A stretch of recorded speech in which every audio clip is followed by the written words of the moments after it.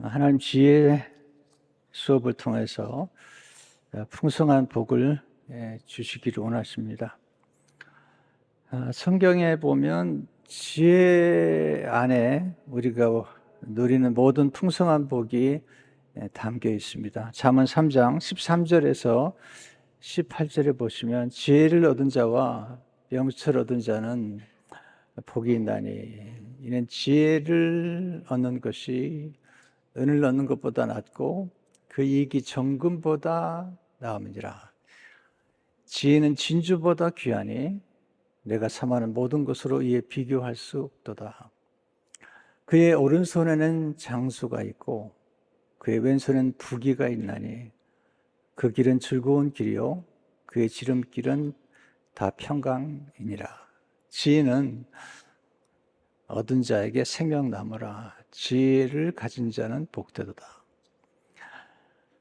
대단한 말씀이죠. 지혜가 얼마나 중요한지.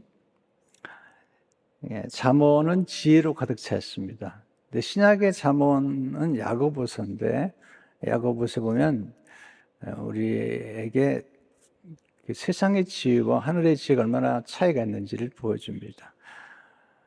야고보 3장 14절 15절을 보면 그러나 너희 마음속에 독한 시기와 다툼이 있으면 자랑하지 말라. 진리를 거슬려 거짓말하지 말라. 이러한 지혜는 위로부터 내려온 것이 아니요 땅 위의 것이요 정욕의 것이요 귀신의 것이니 시기와 다툼이 있는 곳에는 혼란과 모든 악한 일이 있습니다. 땅의 지혜, 귀신의 지혜 다 좋지 않은 것입니다. 근데 하늘에서부터 내려온 지혜가 있죠.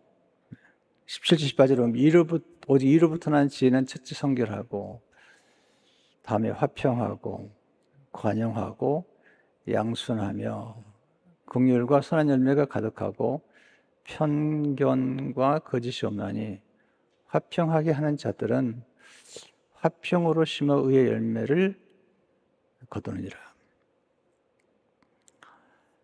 하늘의 지혜의 특징은 성품에 있습니다. 하나님은 성품 속에 지혜를 담아 두셨습니다. 좋은 성품이 곧 지혜입니다. 하나님 좋은 성품 위에 은혜를 부어주십니다. 또 복을 풍성한 복을 부어주시죠. 좋은 성품을 형성하게 되면 풍성한 복이 따라오는 것을 보게 됩니다. 지혜가 뭘까? 물어보면 갑자기 당황을 하죠. 뭐든지 그렇습니다. 지식이 뭐죠? 물어보면 당황스럽잖아요. 지혜란 사물의 이치를 깨닫는 것입니다. 사물이 어떻게 움직이는지, 또 지식과 경험을 통해 올바른 판단을 내리고 그리고 좋은 결정을 내리는 것입니다. 당장 유익이 되기보다는 장기적인 안목에서 일을 처리하는 거죠.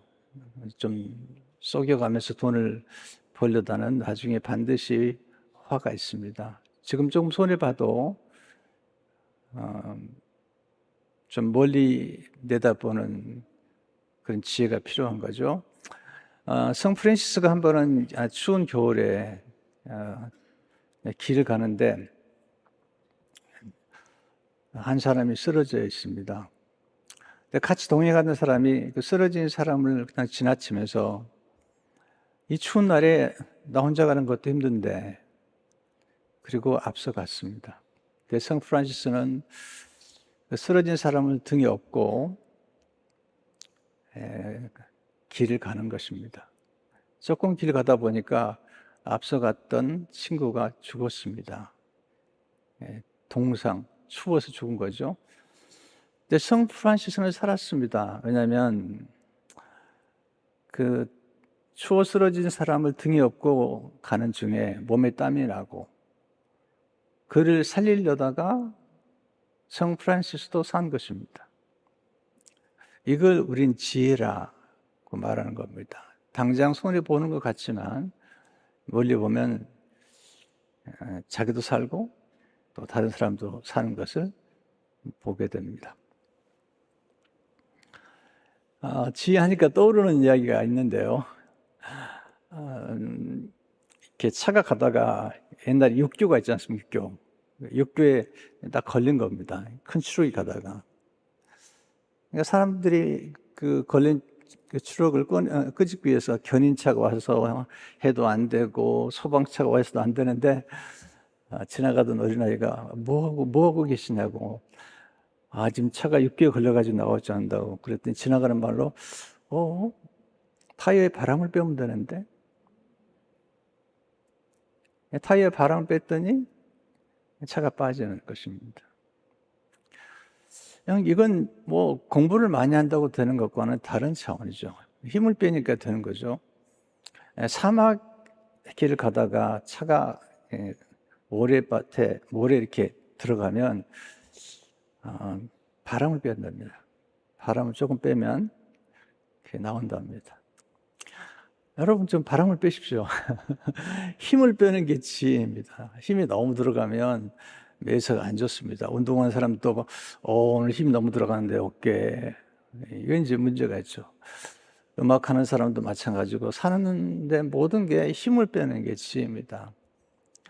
이렇게 제가 결혼 상담해보면 부부를 딱 보다가 힘들겠다.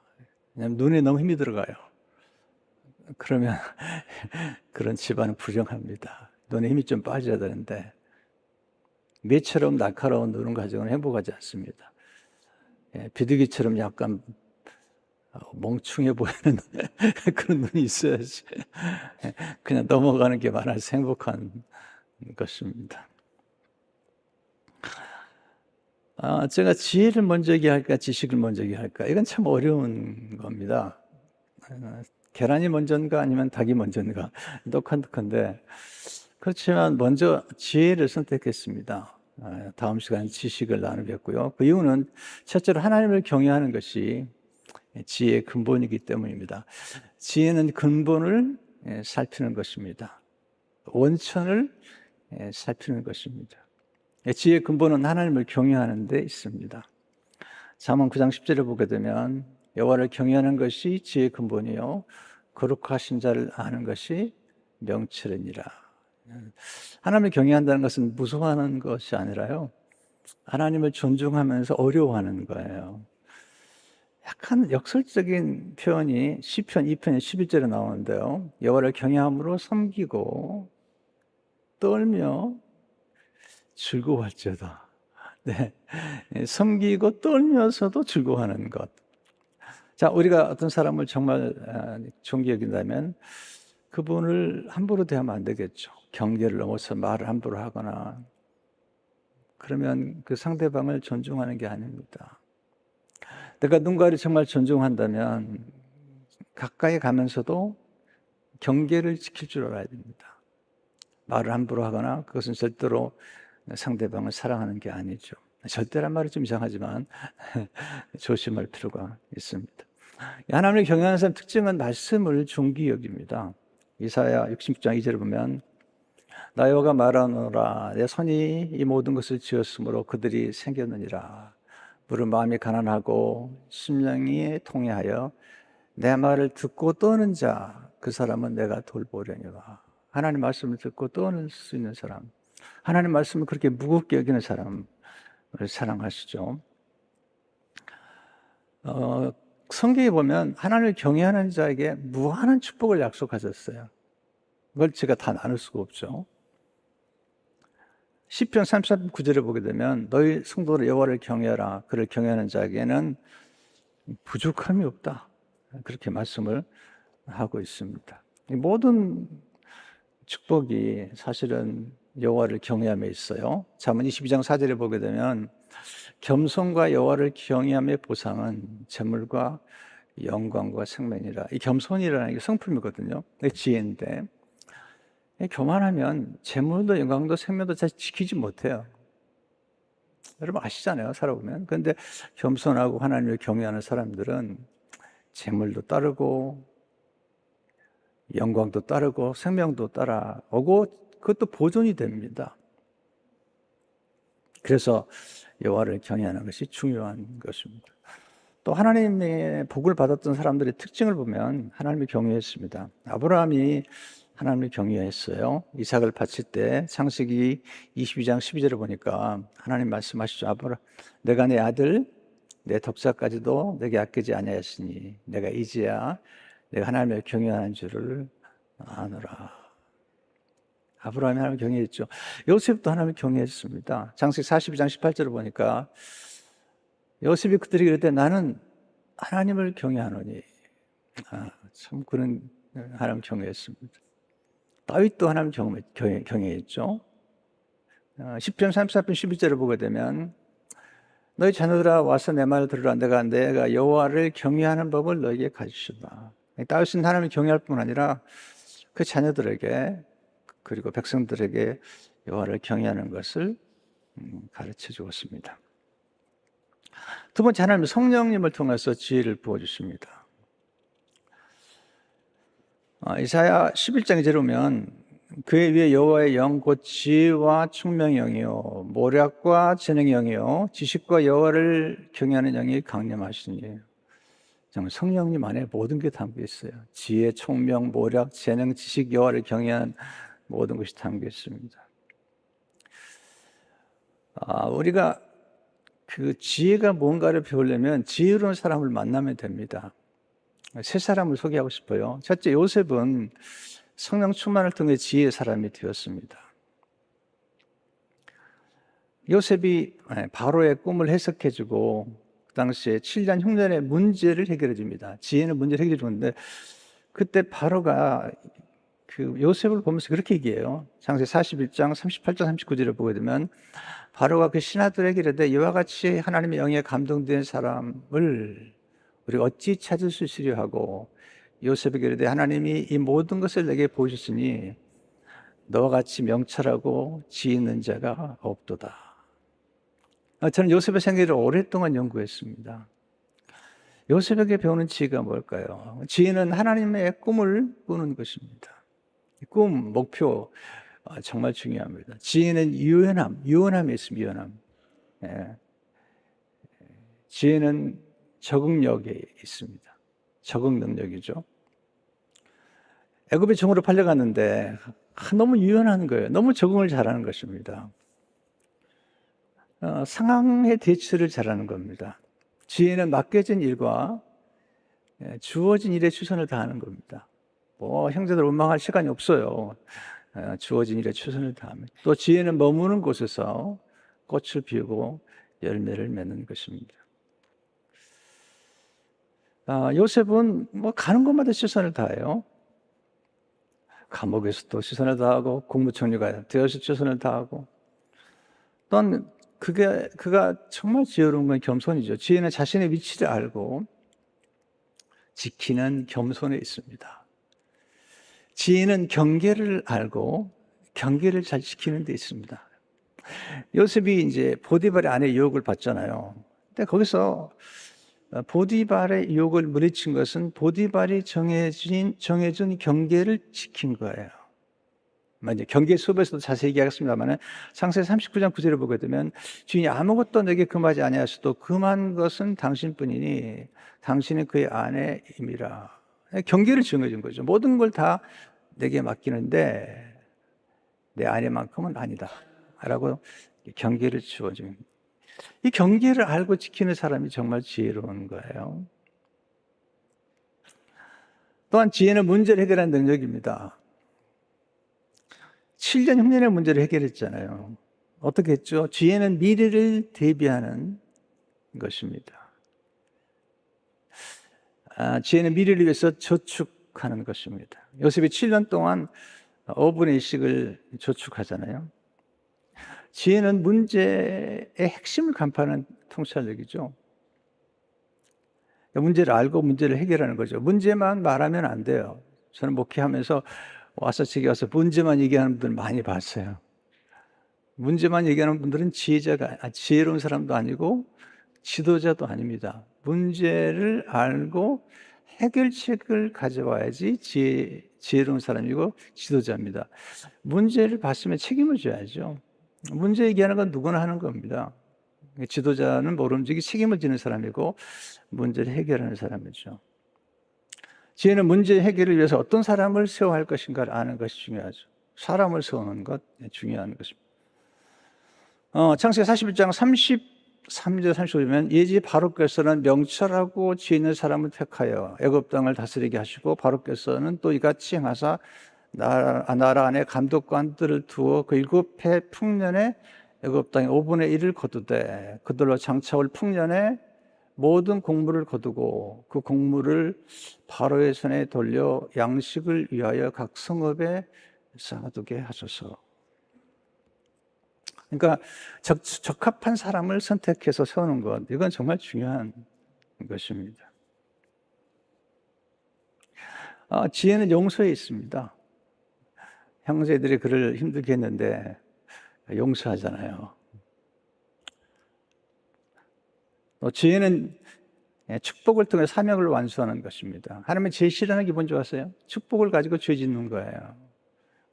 하나님 주신 은혜를 가지고 죄를 짓는 거죠. 여러분, 돈 버는 것, 지식이 모든 것들은 주신 은혜인데 그걸 가지고 막 죄를 짓는 거예요. 방탕하고. 하나님 제일 싫어하죠. 축복이 사명이잖아요. 그래서 그는 늘 구원을 생각하죠. 창세기 45장 5절을 보게 되면 하나님이 생명을 구원하시려고 나를 당신들보다 먼저 보내셨나이다. 생명을 구원하시려고. 또 창세기 50장 1절을 보면 오늘과 같이 많은 백성의 생명을 구원하게 하려 하신다니. 굉장히 놀라운 얘기죠. 지혜는 사건에 대한 해석과 반응을 잘하는 데 있잖아요. 그러니까 지금 그가 고난을 통해서 어려움을 겪었지만 해석을 참 잘하는 거죠. 제가 살아보니까 사건이 문제가 아니라요, 사건을 어떻게 해석하느냐, 어떻게 반응하느냐에 따라 달라지죠. 이번에 이지성 교수님 모셔서 우리에게 특강해 주셨는데 오늘 책을 추천한 것 같은데 한번 또 사보세요. 도움이 되실 거예요. 옛날 책 같아요. 이번에 나온 책이 아니죠. 하여튼 그래도 괜찮아요. 처음에 받은 것이니까. 이분이 음주운전자에 의해서 이 교수님께서 53%의 화상을 입은 겁니다. 여러분 진짜 보시면 알지만 대단하잖아요. 어느 날 자기가 사건을 당했다 생각하니까 피해자가 되더래요. 그래서 말을 바꿨대요. 사건을 당한 것이 아니라 사건을 만났다. 네, 사건을 만났다. 그 말 한마디가 모든 걸 바꿔놓은 것입니다.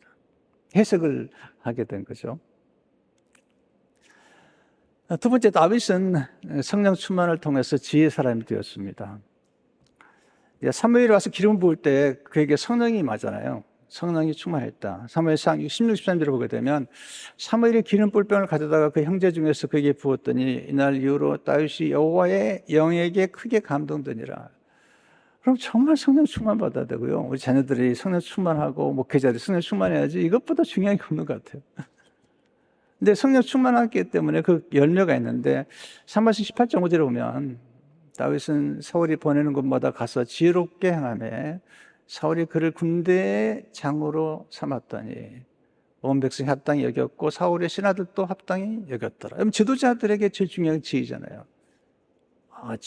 지혜로우십니다. 이건 지도자가 마땅히 들어야 될 칭찬일 뿐만 아니라 마땅히 그렇게 살아야만 되는 거죠.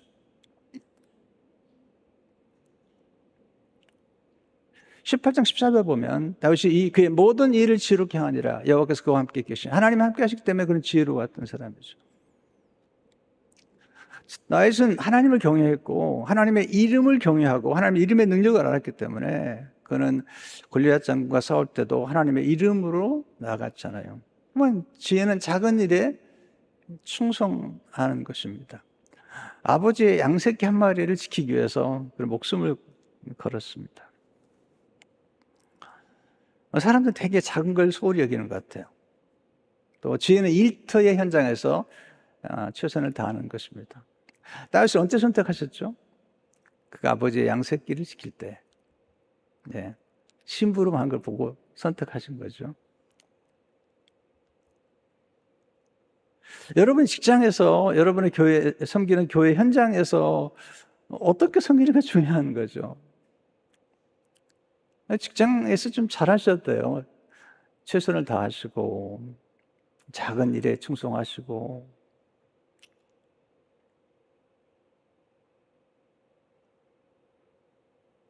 하나님 그걸 보시지 않는가 생각이 되죠.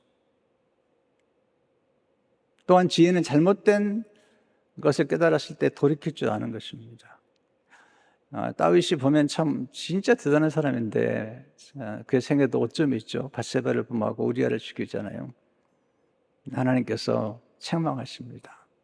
그때 다윗이 회개하잖아요. 잘못했습니다. 이거 대단히 아름다운 것입니다. 진정으로 사과한, 회개한 것입니다. 또한 지혜는 하나님의 권위와 질서를 인정하는 것입니다. 이것도 경계와 똑같은 거예요. 다윗은 사울 왕을 죽일 수 있는 기회가 여러 번 있었습니다. 그런데 그는 경계를 지킵니다. 사무엘상 26장 11절을 보게 되면 내가 손을 들어 여호와의 기름 부음을 받은 자를 치는 것을 여호와께서 금하시나니, 이 경계거든요. 너는 그의 머리 곁에 있는 창과 물병만 가지고 가자. 하나님이 기름 부어 세운 자를 치는 것을 금하셨다.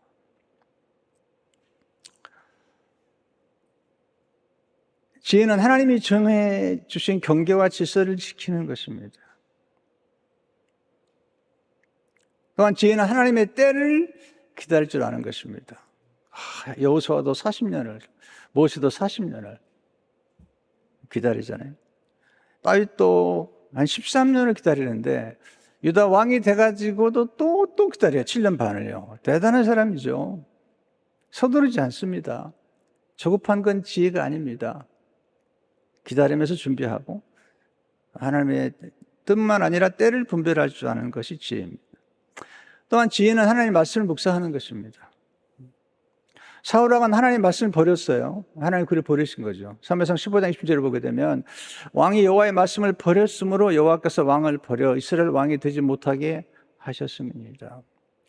그런데 반면에 다윗은 여호와의 말씀을 즐거워했습니다. 시편 2편 2절 3절을 보게 되면 어디 여호와의 율법을 즐거워하여 그 율법을 주야로 묵상하는도다. 그는 시냇가에 심은 나무가 철을 따라 열매를 맺으며 그 잎사귀에 마르지 않는 것 같으니 그가 하는 모든 일이 다 형통하리로다. 하나님의 말씀을 암송하고 묵상하고 그리고 찬양했습니다.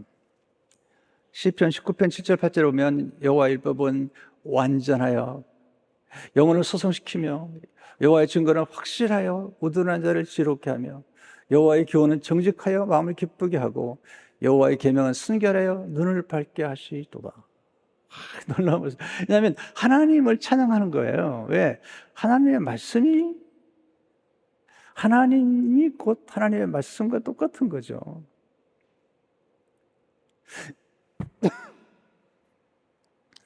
여러분이 하나님을 사랑한다고 하면서 하나님의 말씀을 사랑하지 않는다. 이것은 말이 안 되는 겁니다.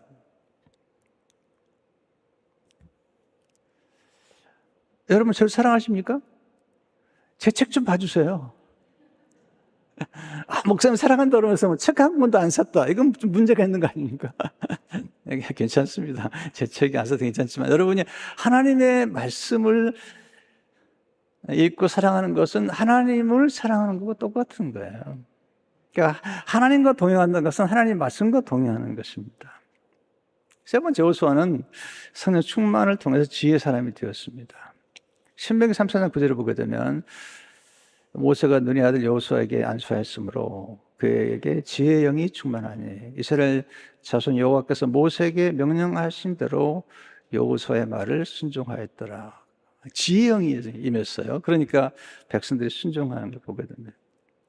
지혜가 뭐죠? 여호수아를 통해서 지혜는 성실한 섬김에 있는 거죠. 모세의 수종자로서 40년을 섬겨요. 40년을. 우리 조금 섬기다 그냥 관둬버리잖아요. 에휴, 힘들다 그러고. 네. 조금 힘들다고 그냥 관둬버리잖아요. 근데 40년. 지혜는 스승에게 잘 배우는 데 있습니다. 여호수아 7절에 보면 어제 강하고 극히 담대한 아이적 모세가 내게 명령한 율법을 다 직행하고 우르나 자루나 치우치지 말라. 그냥 어디로 가든 형통하는 스승에게 잘 배워야 돼요. 멘토에게 잘 배워야 돼요. 잘 배우잖아요. 지혜는 말씀 묵상에 있는 겁니다. 하나님께서 말씀 묵상하라. 요한일장 8절 오면 이 율법책을 내 입에서 떠나지 말게 하며 주야로 그것을 묵상하여 그 안에 기록된 대로 다 직행하라. 그래야면 내 길이 평탄하게 될 것이며 내가 형통하리라. 하나님의 말씀을 내가 묵상하고, 지혜는 받은 말씀을 적용하고 실천하는 데 있습니다. 마태복음 7장 24절 보게 되면 그러면 누구든지 나의 이 말을 듣고 행하는 자는 그 집을 반석 위에 지은 지혜로운 사람 같으니. 여러분, 하나님 말씀대로 살면 당장은 좀 손해보는 것 같고 힘들지만 반드시 놀라운 결과가 있는 것입니다. 여러분, 성경 암송이 얼마나 중요하고 성경을 배우는 게 중요하냐면, 한 번은 이제 어떤 사람이 난파선, 배가 난파된 곳에서 이제 바다에 떠 있는데, 바다가 굉장히 춥잖아요. 이번에도 그 강에 비행기가 떨어졌는데 30분에서 60분 정도 안에 구조하지 않으면 죽는다고 그러잖아요. 얼마나 추워요. 난파선에서 딱 떨어졌는데 나무 조각이 있어가지고 나무 조각을 붙잡고 가는 거예요. 근데 거기 한 사람이 옆에 있는 겁니다. 자기도 지금 붙잡고 힘든 거예요. 근데 그때 어릴 적에 들었던 하나님의 말씀이 떠오르는 거죠. 요한복음 15장 13절에 사람의 친구를 위하여 자기 목숨을 버리면 이보다 더 큰 사랑이 없나니. 그게 떠오르는 거죠. 떠올라서 그 친구를 붙잡고, 자기도 지금 왔다 갔다 하는데 붙잡고 가는 겁니다. 시간이 지나면서 구조대가 와가지고 두 사람이 다 구조를 받았습니다. 왜 그러냐면 혼자 몸을 움직이는 것은요, 그것도 추위에 안 좋답니다. 근데 그 사람 살리려고 몸부림치다 보니까 잠을 안 자게 되고, 이게 추워도 잠이 잔답니다. 그럼 죽는 거거든요. 잠을 안 자게 되고, 그 친구를 살리다가 자기도 산 거죠. 이게 이제 아까 얘기한 성 프란시스나 또 이 친구가 사람을 살리는 것이 곧 자기를 살리는 것입니다.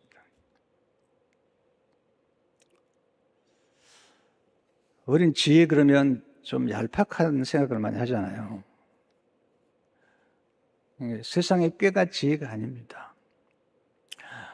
정말 지혜는 멀리 봐야 돼. 내가 지금 조금 손해보고, 내가 지금 좀 힘들지만 이것이 우리 자녀들에게, 우리 후손들에게 얼마나 축복이 된다는 것을 안다면 스토리가 달라지는 것을 보게 됩니다.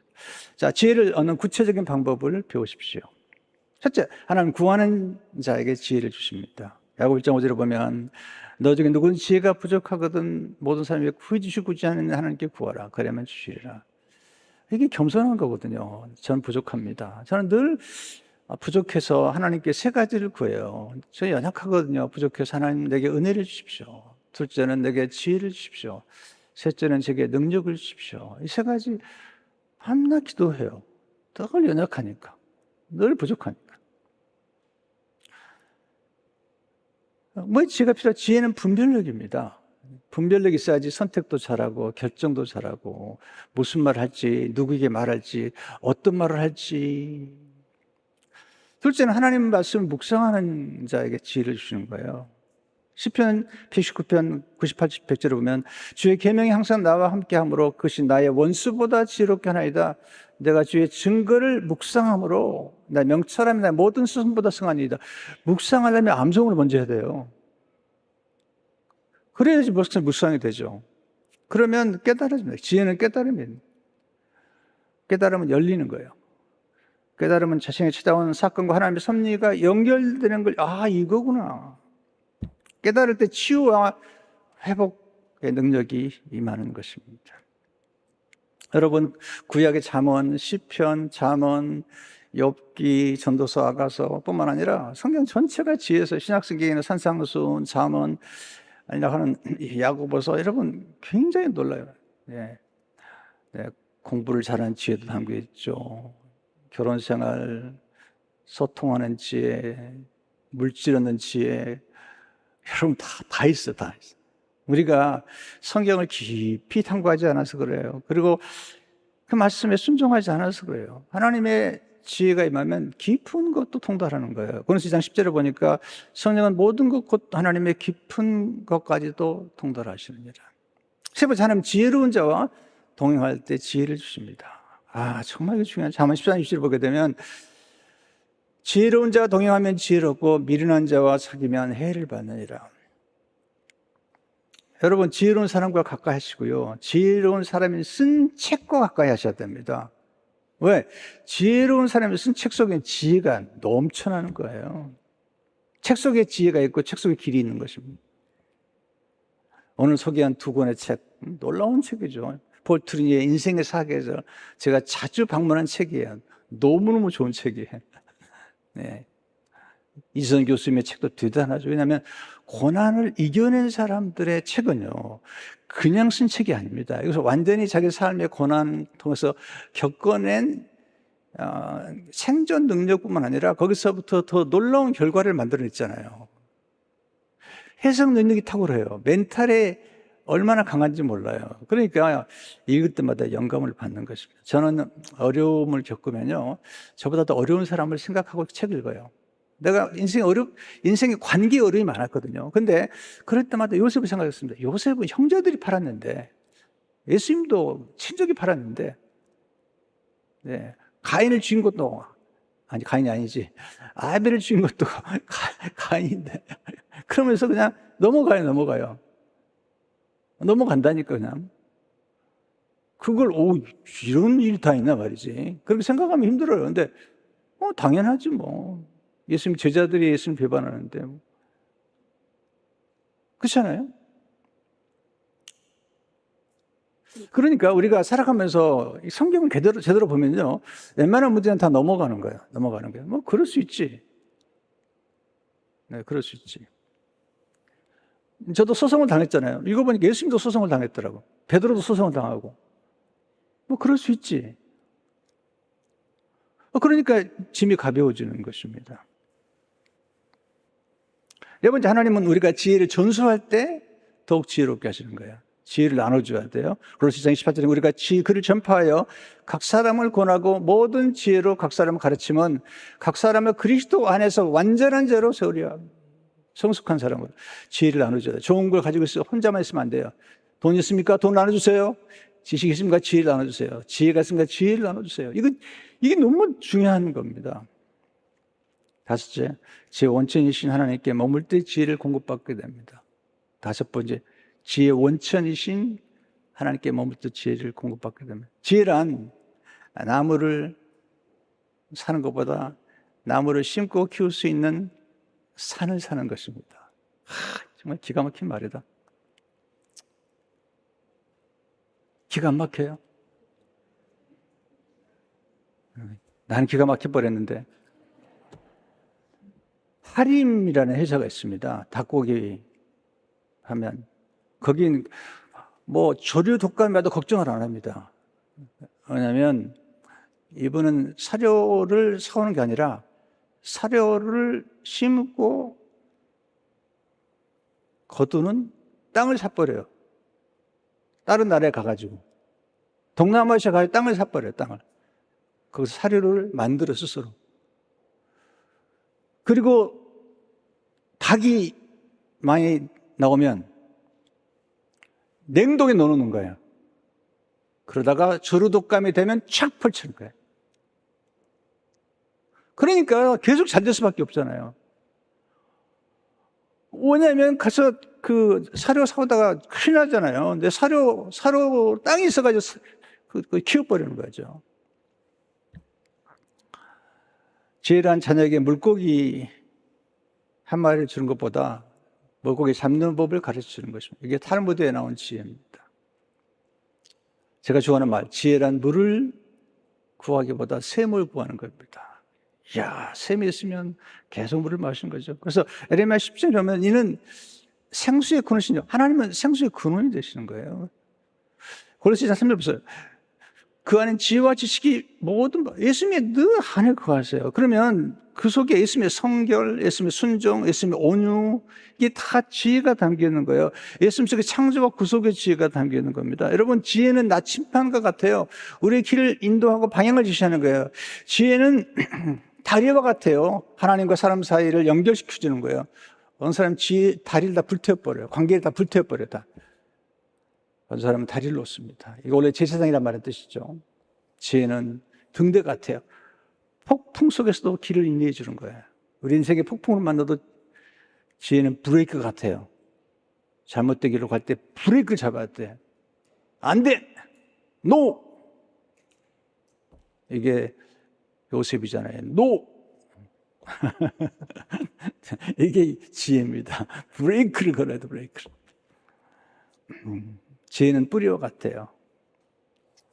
믿음과 인생을 든든하게 세워주는데 여호와를 경외함이 지혜의 근본이다. 흔들리잖아요. 여러분, 이 세상의 모든 흔들립니다. 그런데 흔들리지 않은 것은 하나님의 나라밖에 없습니다.